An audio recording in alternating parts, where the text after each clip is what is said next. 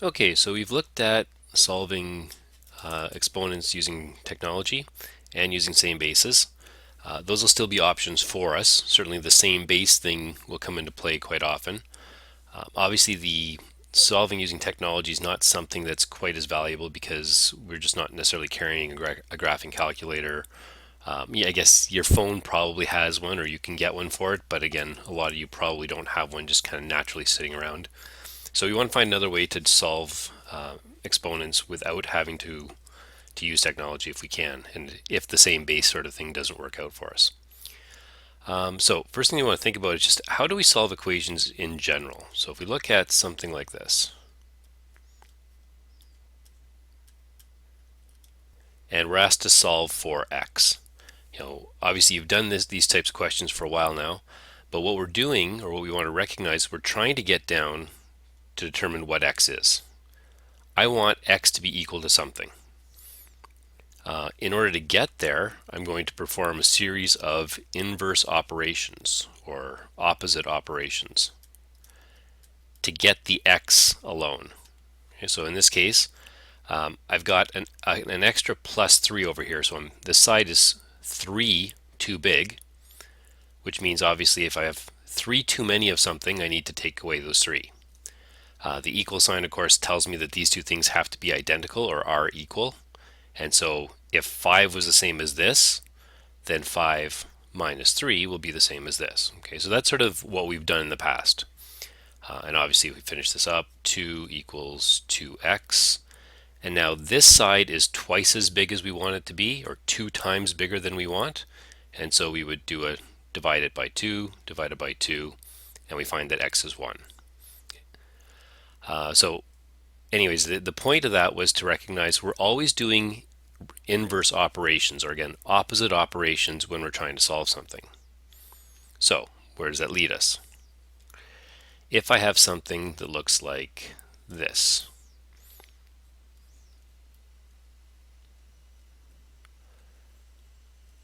okay, 2 to the x plus 6 equals 81.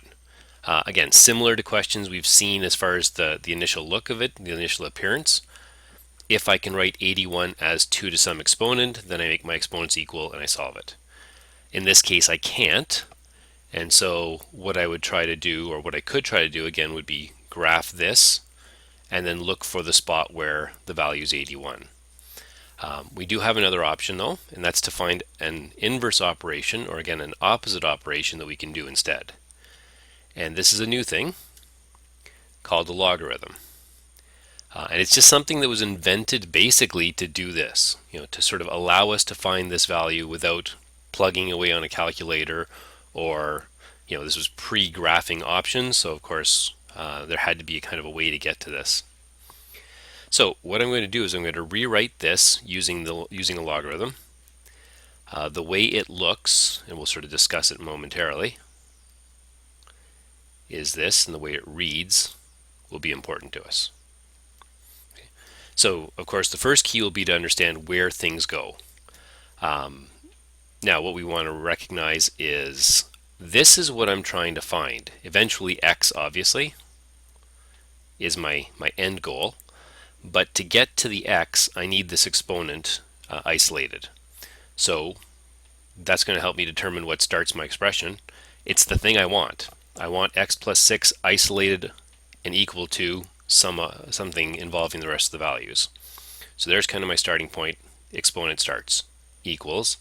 And this reads log to the base 2 of 81. Well, again, the key here is this is actually called base 2. And so the 2 was the base in my original expression. The 2 is the base of my log as well. And 81 is just kind of the other number. Now, how do we use this, I guess, becomes a key. And because obviously off the top of my head and off the top of your head, I'm guessing you don't know that you don't know what log 81 base 2 actually equals. So for that, we will use a calculator. I don't see my calculator there.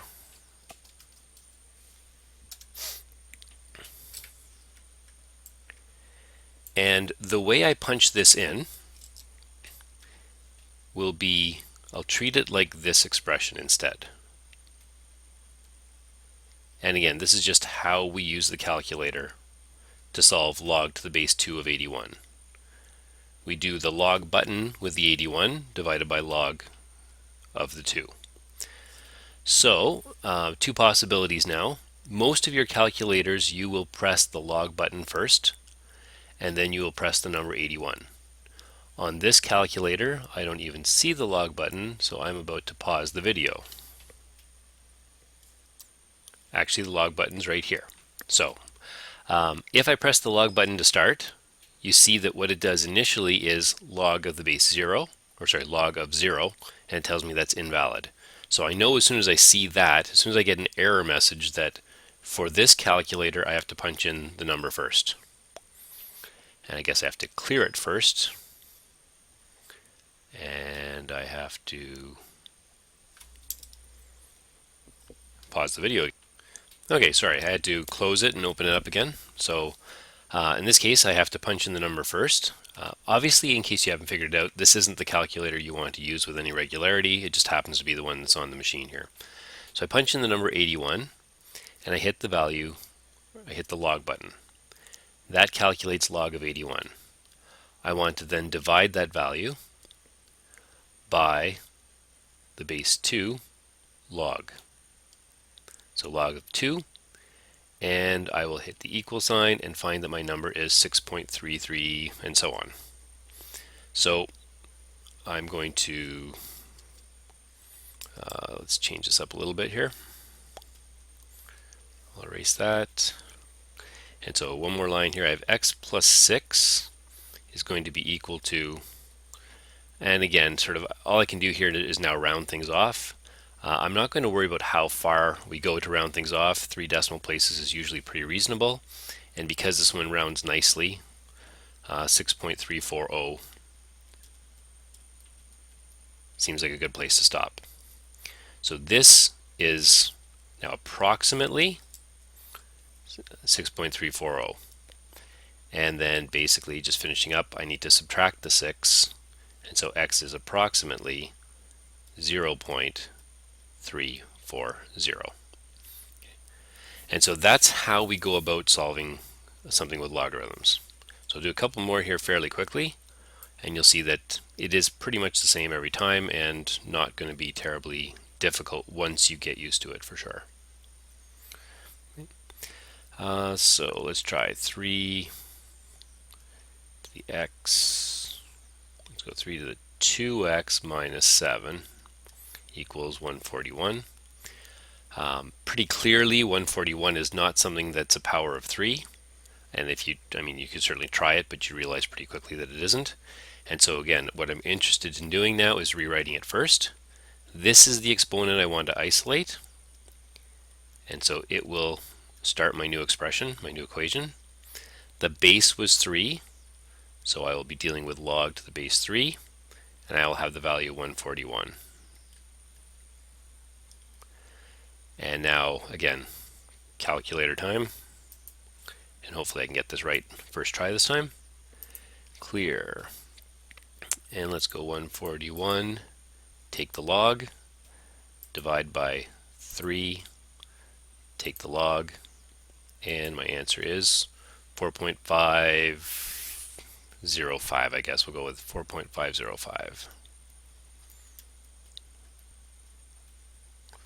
And again, approximately. So either the squiggly line over the equals or the dot over the equals, I'm happy with both.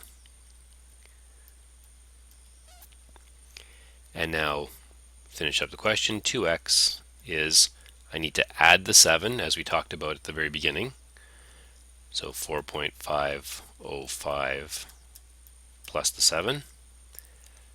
Recognizing and reminding you, of course, that we are adding the 7 to both sides, but on the one side, the minus 7 plus 7 just becomes 0, or adds to 0. And so it really just kind of appears on the other side, although, again, math was done here to get to that point. And so 2x is it's approximately 11.505. X is approximately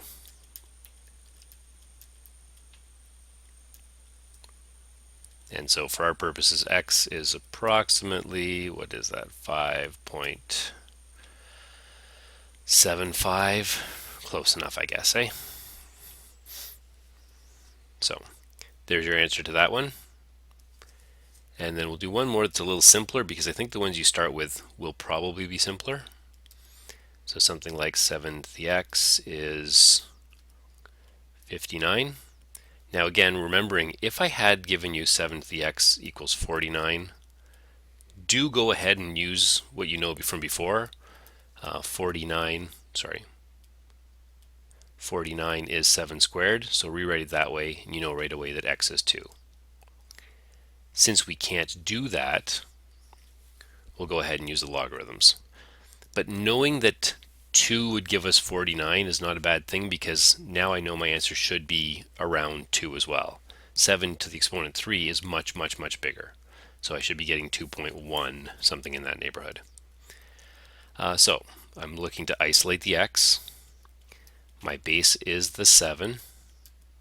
My value is the 59. Again, I'll punch it in. I don't have to write this line necessarily, but I started to, so I will. I'll punch it in like that. That's being a 7. And clear, I have 59 log 7 log. And just shy of 2.1. In fact, if I round off to 3, I guess if I round off to 3 decimal places, it's 2.095.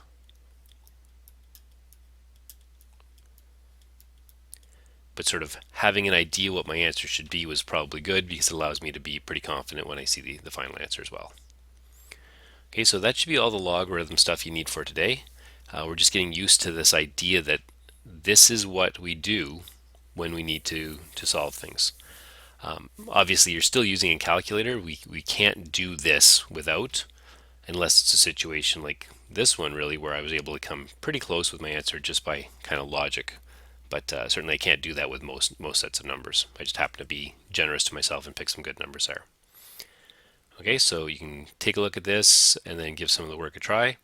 Ask questions, obviously, as you need to.